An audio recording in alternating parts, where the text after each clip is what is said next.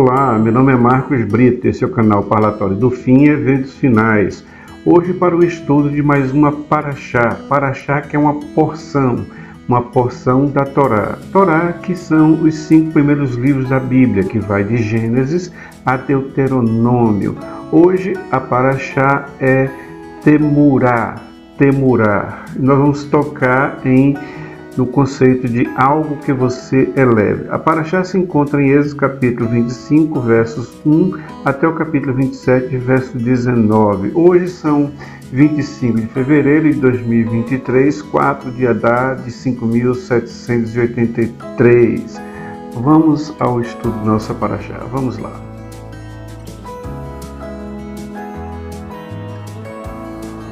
Voltamos. A Paraxá inicia mostrando ao povo como deve ser feito o tabernáculo. Tabernáculo esse que seria a morada de Deus entre os homens, entre o seu povo, ali para ajudá-los a sair do Egito e chegar até a terra prometida, porque Deus prometeu ir com o povo até a terra prometida. Para isso era necessário criar um tabernáculo, Mishkan. Esse Mishkan era feito ou foi feito com materiais específicos, não poderia ser qualquer madeira, não poderia ser qualquer tecido, porque tudo tem uma simbologia, tudo tem um link com uma ação profética que viria no futuro, onde nós, eu, você e todos aqueles que receberam a Jesus Cristo como seu Salvador, nos tornaria tabernáculos do Espírito Santo, ou seja, tabernáculos móveis, ou seja, casas móveis, prédios móveis, edificação móveis, para transportar o Espírito Santo, que é isso que nós somos um meio de transporte do Espírito Santo, a casa móvel de Deus aqui na terra, e assim foi feito. Deus então manda que certas madeiras, certos materiais fossem recolhidos do povo, e para isso então foi feito o anúncio da construção do tabernáculo para simbolizar que Deus iria entre o povo durante toda a sua jornada. Vamos conhecer um pouco mais no próximo bloco. Vamos lá.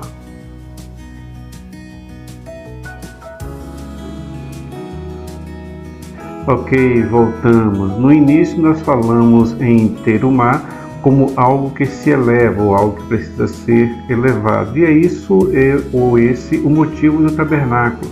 Quando nos tornamos tabernáculo de Deus, ou seja, morada do Espírito Santo, quando Israel lá no deserto, quando foi orientado a construir um tabernáculo, que se tornaram tabernáculo, montaram o tabernáculo, houve uma elevação, porque ali havia descida de Deus sobre o tabernáculo, fazendo com que todo aquele arraial, ou seja, toda a multidão das pessoas que faziam parte de Israel, que estavam ali no deserto, tinha uma elevação porque Deus estava ali. E é isso que acontece conosco quando nós recebemos o Espírito Santo, somos batizados e seguimos o caminho com Cristo.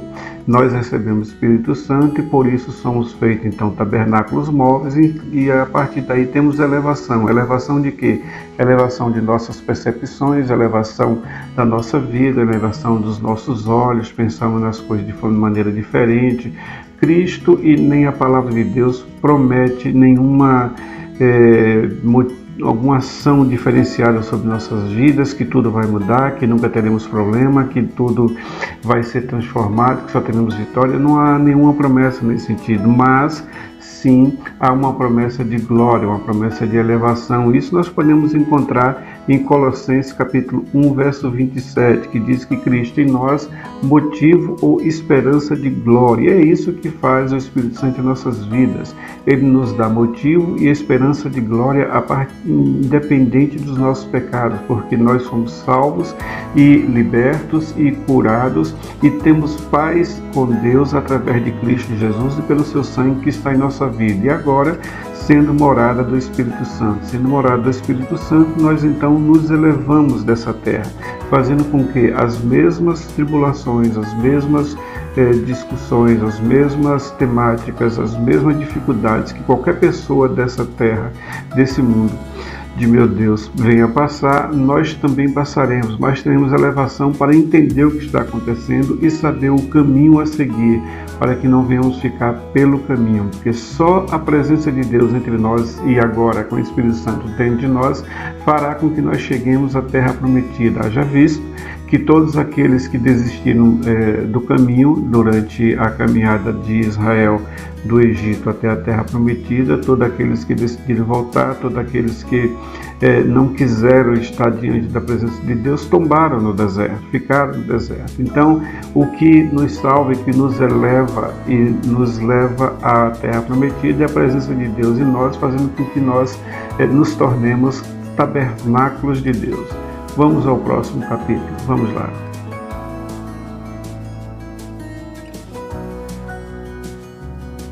Olá, voltamos. Nesse momento, então, Deus começa a descrever para Moisés como ele faria a Arca da Aliança. A Arca da Aliança é o bem mais precioso do tabernáculo. Não há outro bem tão precioso do que a Arca da Aliança, porque ali iria pairar a presença do próprio Deus. Tanto é que no Instituto do Templo em Israel nós vemos réplica de todos os utensílios do templo, da mesa de proposição, do altar de incenso, do altar de sacrifício, das pás, das roupas dos sacerdotes, do candelabro de ouro, da menorá, mas não vemos uma cópia, uma réplica da Arca da Aliança. É a única que não pode ser feita ou refeita.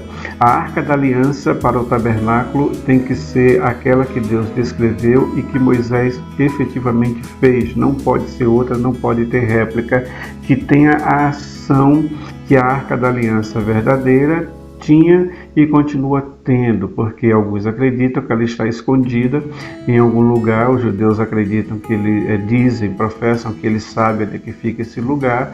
Todavia, há um mistério que envolve a Arca da Aliança. No entanto, eu queria fazer algumas considerações a respeito dela. A primeira é que quando Salomão criou ou construiu o tabernáculo, já agora não mais de madeira, de peles de texugo, de tecidos ou coisas desse tipo, ele fez um de estrutura de cimento, estrutura física, com blocos de pedras, né? E esse bloco de pedras foi então utilizado para moldar toda a estrutura do templo, inclusive onde ficava o Santo do Santo, porque o templo era dividido em 3 partes e continua sendo, que é o átrio, o santo lugar e o Santo dos Santos. E no Santo dos Santos é que ficava a Arca da Aliança. No entanto, se você for olhar as dimensões da Arca da Aliança no que diz respeito à dimensão da asa dos querubins que ficam em cima do tampo da Arca da Aliança, essa dimensão da arca é igual à dimensão do local da sala onde a arca era depositada. Então nós vejamos o seguinte: nós temos uma Arca da Aliança, que era uma caixa de madeira de acácia, que era revestida por dentro e por fora com folhas de ouro. Nessa caixa tinha 4 argolas, 2 de um lado e 2 de outro, onde passava varais também cobertos de ouro, assim como as argolas, e tinha uma tampa em cima dessa arca, que era chamada de tampo de misericórdia.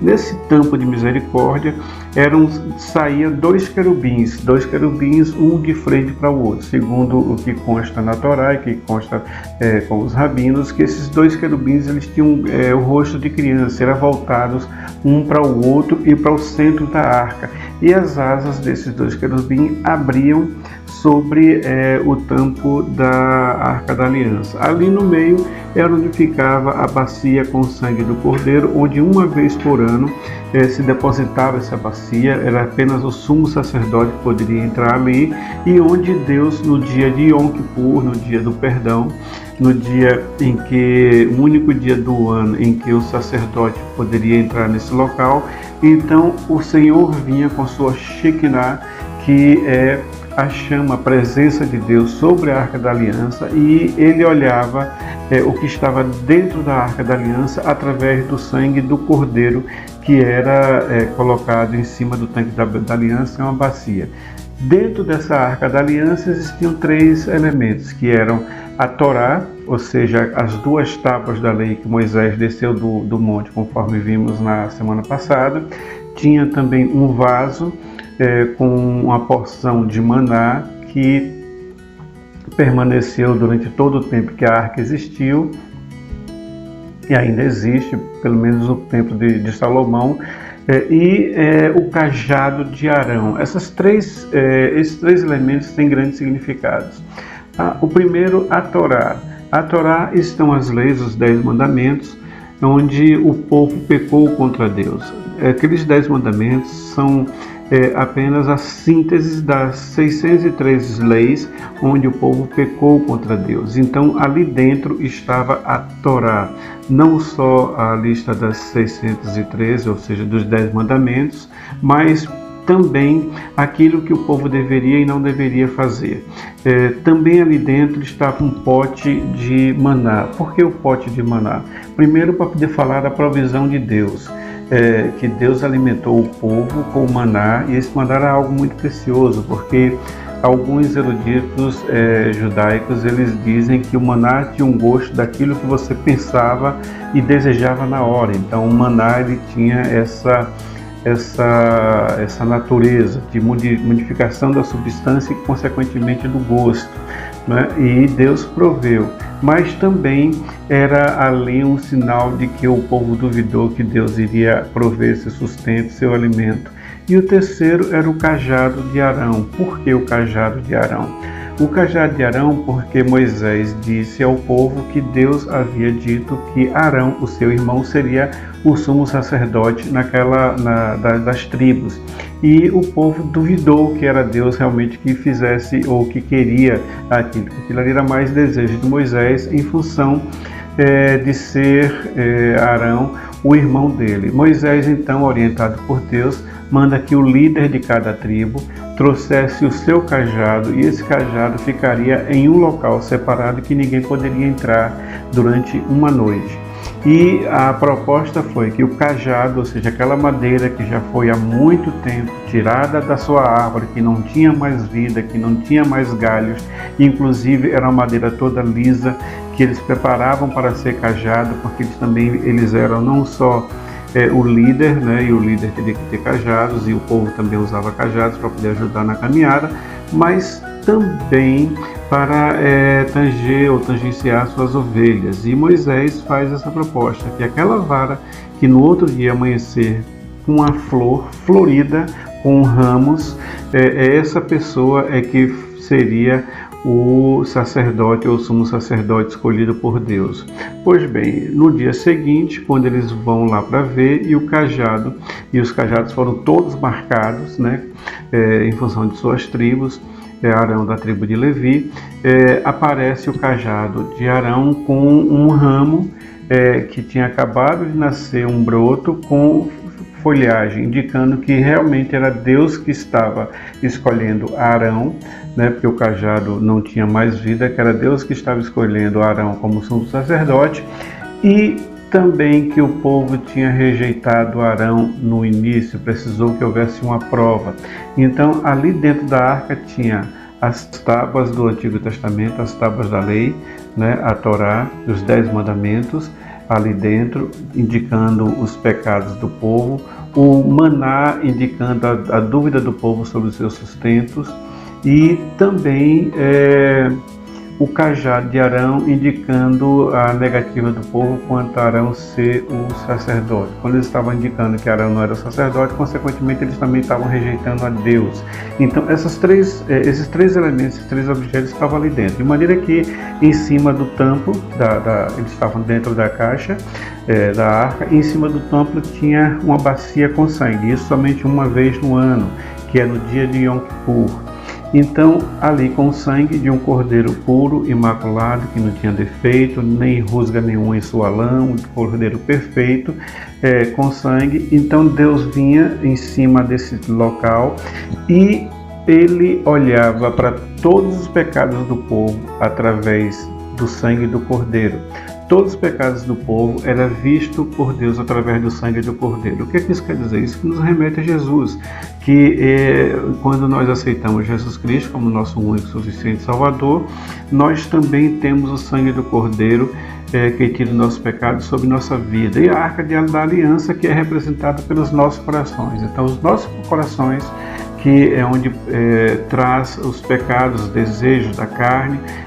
Deus olha ele através do sangue de Jesus para aqueles que aceitaram a Jesus. E isso também, e Jesus, como nosso Cordeiro Pascal, foi o que João Batista disse: eis o Cordeiro de Deus que tira o pecado do mundo. Qual o pecado? O pecado que está no coração do homem, um pecado que está em nosso coração, nos nossos sentimentos, nos nossos desejos mais maquiavélicos, mais perversos, está em nosso coração. O mal, ele começa em nosso coração, no nosso desejo, desejar de fazer. Por isso que Jesus diz que só aquele que só em pensar, só em desejar, já pecou. E quando Deus olha para nossas vidas, Ele olha para nossas vidas através do sangue de Jesus, porque nós mesmos não temos condições nenhuma de estar diante de Deus, só através do sangue de Jesus. Por isso o arrebatamento tem essa característica: só subirão aqueles que se dedicaram, deram sua vida ao Cordeiro, porque nele está o sangue. Então Jesus vem buscar todos aqueles que têm o sangue sobre ele. Uma outra coisa também sobre a Arca da Aliança, no que diz respeito às suas dimensões, como eu falei, a Arca da Aliança ela tinha a dimensão exata do local do Santo dos Santos, do local onde ela vai ficar. De maneira que se eu, ou você, ou qualquer pessoa fosse colocar a Arca da Aliança, não tinha como as asas dos querubins arranhar a parede ou até não conseguir entrar sem arranhar a parede, sem arranhar as asas. Isso não poderia. Então os rabinos dizem que, segundo o Talmud, onde está a lei oral, que acontecia o primeiro milagre da arca, onde eles empurravam a arca e a asa dos dois querubins, que eram todo feito em ouro, em uma peça só, então não tinha como haver uma movimentação, elas encolhiam para entrar na arca. E também outros rabinos dizem que quando eles faziam isso, na verdade as paredes, que é o que eu acho mais lógico, as paredes do Santo dos Santos, elas enlargueciam um pouco para poder a arca entrar. O que é que isso nos diz? Isso nos diz que onde está a presença de Deus, a dimensão conforme nós vemos não existe como nós cremos que exista. Ou seja, só o fato da Arca da Aliança estar ali tornou aquele local em dimensão superior, em dimensão elevada, como está elevado os céus da nossa vida, assim também estava elevado aquele local.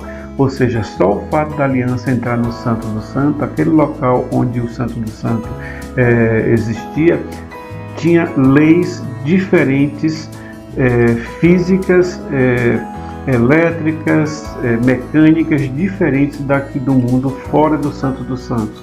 Por esse motivo e outros é que o Santo dos Santos só podia ser visitado por uma única pessoa, que era o sumo sacerdote, que tinha uma vida rigorosa diante de Deus para que não pecasse, para que buscasse sempre estar em linha.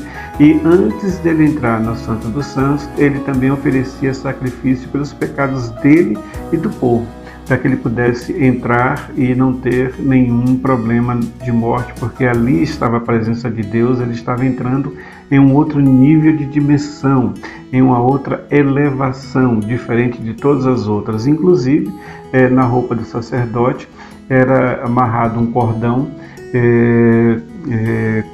e na bainha das suas roupas os sinos, porque enquanto ele estava ministrando ali, sacerdotes estavam fora do Santo do Santo, ou seja, no santo lugar, onde tinha a mesa da proposição, onde tinha um candelabro, onde tinha um altar de incenso, ali fazendo esses serviços da mesa, dos pães, do altar de incenso, vendo a menorá se estava ou não acesas, para poder manter sempre ela acesa, que não poderia apagar, a não ser que o tabernáculo houvesse a movimentação.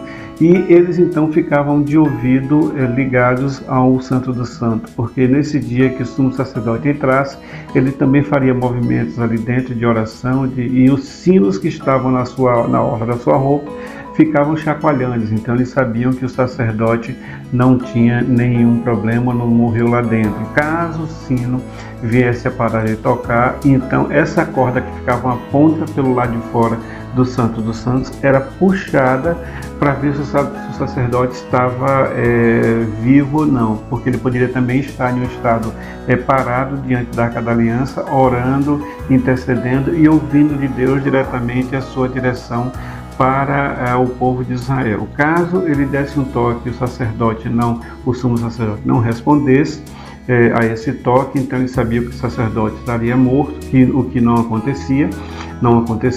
Então eles poderiam puxar o sacerdote para fora. Alguns físicos que estudaram a Arca da Aliança e seus poderes, não estudar o objeto, mas os relatos bíblicos dos seus poderes. Inclusive há uma menção na Bíblia que diz que quando ela estava sendo transportada ainda no deserto com o tabernáculo móvel, que ela tombou e ia cair, usar e mais outra pessoa colocar a mão na arca para poder ela não cair, porque a arca vinha vestida com um pano para ninguém ver.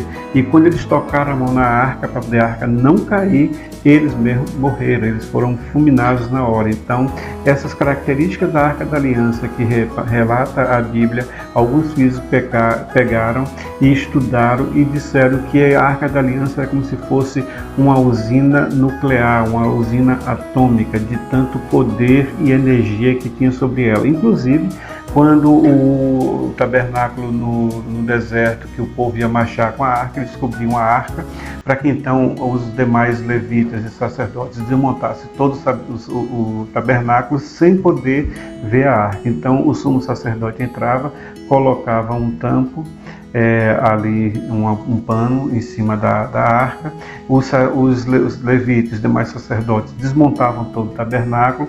Então os levitas pegavam a arca no seu ombro e iam caminhando com seu ombro. Alguns rabinos dizem que na verdade não era a arca que conduzia, não eram os levitas que conduziam a arca, mas a arca conduzia os levitas. Inclusive não havia nenhum peso da arca, porque a arca era diferente de madeira, mas tinha ouro em volta, inclusive um tampo de ouro em volta, com 2 querubins e todo em ouro maciço, que era muito pesado. Isso já era um peso demais para carregar no deserto. Então, alguns rabinos defendem a ideia que a arca ela levitava e com ela os levitas também levitavam. Por isso que esses físicos cientistas eles identificaram a arca como sendo tendo um poder sobrenatural, como se fosse um poder atômico, um poder nuclear, contido e só utilizado quando havia necessidade. Essa Arca da Aliança quando os babilônicos invadiram Jerusalém e roubaram muitos dos utensílios, eles não acharam a Arca da Aliança. Algumas teorias dizem que essa Arca da Aliança foi escondida debaixo do local do Monte do Templo, onde hoje tem aquele domo da rocha, ali por baixo. Outros acham que ele está escondido na caverna de Ezequias, e outros também acham que a Arca da Aliança pode estar escondida em Deus, que no dia propício essa Arca da Aliança aparecerá. E considerando que a Arca da Aliança é a presença de Deus aqui na Terra, a representação da presença de Deus, então a gente vai ao templo de Herodes, ao segundo templo. O primeiro templo de Salomão, o segundo templo de Herodes. E hoje Israel já ensaia a construção do terceiro templo. O primeiro tabernáculo não é tido como templo, e sim tabernáculo, que é um templo móvel.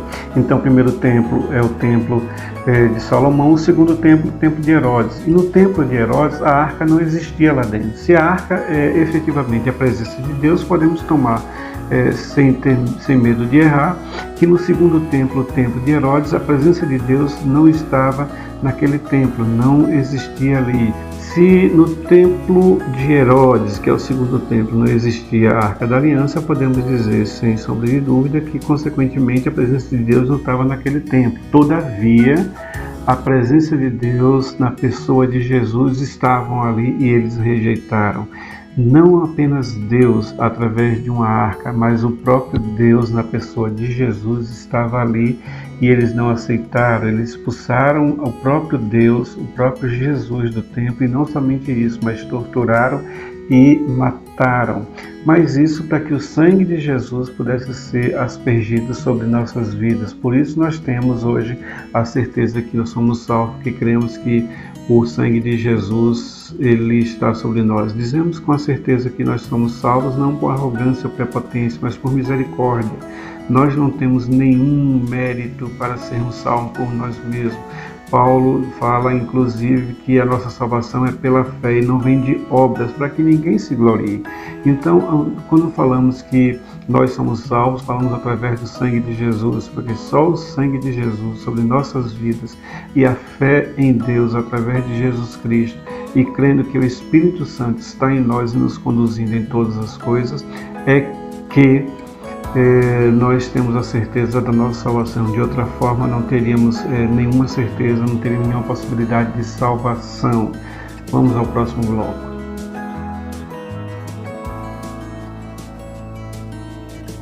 Ok, voltamos. Deus, então, ele descreve não somente o tabernáculo, mais tarde vamos ver com detalhes, e a Arca da Aliança, mas também os demais materiais, objetos que estariam dentro do tabernáculo lá de Moisés. Lembra que nós estamos falando sobre o povo do Egito que está saindo, que saiu do Egito, passou pelo Monte Sinai e agora está indo em direção ao deserto. E Deus então dá a orientação do menorá, que é um candelabro de 7 braços, né, que deveria ser feito todo em ouro, e em cima de cada uma dos braços da menorá teria uma concha, tipo uma flor, onde ali seria colocado óleo, o pavio, e seria aceso o menorá, e teria que ser em toda uma peça de ouro. E o que significa ouro na Bíblia? Ouro na Bíblia significa santificação. Então, aquele que carrega a luz do Senhor, a luz para iluminar o interior da casa do Senhor, que é o tabernáculo, e iluminar a vida, ele tem que passar por um processo de santificação. Santificação é o processo que nós passamos individualmente de refino das nossas vidas, dos nossos pecados, dos nossos pensamentos, de tudo, cada vez mais alinhando o nosso pensar, o nosso viver, o nosso falar, o nosso agir, o nosso andar conforme a palavra de Deus, buscando ser cada vez mais santo. E isso através do Espírito Santo de Deus. Só Ele pode fazer essa obra grandiosa. Tanto é que nós falamos agora o versículo de capítulo 1, verso 27 de Colossenses: Cristo em nós, esperança de glória. E glória é justamente isso, santificação. A glória do Senhor é santa. Por isso, aquele que carrega a luz do Senhor tem que ser santo. Somos santos assim que nos convertemos? Não. Somos santos assim que nos batizamos? Não. A santificação é um processo. Nós temos a nossa salvação assim que nós nos convertemos. O batismo é opcional, se possível. Por exemplo, uma pessoa está na cama de um hospital e porventura ele ali no hospital recebe a Deus, a Jesus Cristo, como seu único e suficiente Salvador. O Espírito Santo vem sobre ele, mas de repente no dia seguinte ele morre. Ele não se batizou. E porque não se batizou, ele não está salvo? Não, pelo contrário, ele está salvo sim, porque o batismo ele não nos salva. A Bíblia nos fala que é o crer no Jesus, que nos dá a salvação. Agora, se eu e você temos possibilidade de nos batizar, não temos por que não nos batizar. Se a Bíblia orienta que nós sejamos batizados, como disse aos discípulos, Jesus falou aos discípulos: vá batizando em nome do Pai, do Filho e do Espírito Santo. Então, a ordenança de nos batizarmos, se eu tenho condições de me batizar e não me batizo, eu estou indo contra uma ordenança de Deus. Há casos, como eu falei, que a pessoa não é batizada. Então, nesses casos, sim, não há necessidade de ser batizada e a pessoa é salva. Um avião que porventura perca o controle e venha a cair, e na queda do avião a pessoa clama a Deus por sua salvação, de forma genuína, aquela pessoa é salva, porque foi pedido a Deus de forma genuína. Isso está em Joel capítulo 2. E todo aquele que clamar é gritar, berrar, como seu único suspiro pelo nome de Deus para que seja salvo. É isso que diz o capítulo de Joel. E a única coisa que eu percebo que exista em um momento como esse de tumulto, que tem pessoas, nem todas fazem isso, mas há pessoas dentro de uma situação de risco muito sério, que eles clamam sim por suas vidas e pelo sangue do Cordeiro, para que eles sejam salvos. Então, essa salvação, ela diz respeito justamente a isso, ou seja, aceitar Jesus Cristo como nosso único e suficiente Salvador e clamar pelo nome do Cordeiro. Uma outra coisa também que Deus orienta a fazer, além do candelabro, é o altar de incenso. O altar de incenso também é uma peça de madeira revestida de ouro, onde se queimaria o incenso para que aromático para ficar dentro da tenda. Lembre-se, nós vamos falar também sobre isso depois, mas só uma prévia, que a tenda era uma cabana, né, coberta de peles de texugos, de outras peles e pano. Então o calor lá dentro, que essa cabana era no deserto, era muito grande. Além disso, o cheiro das peles diante desse calor invadia todo o tabernáculo. Então esse incenso também tinha essa característica de aromatizar todo o ambiente. E também como orações que eram elevadas aos céus. Então o incenso é uma amostra das orações que são elevadas aos céus e que eram elevadas aos céus naquele tempo do tabernáculo, no tempo foi construído os templos. E no livro de Apocalipse fala a respeito sobre isso, em que as orações dos santos, daqueles que se santificam, sobe diante da narina de Deus como um incenso aromático, um incenso suave. Então nossas orações, elas são transformadas em incenso na presença de Deus.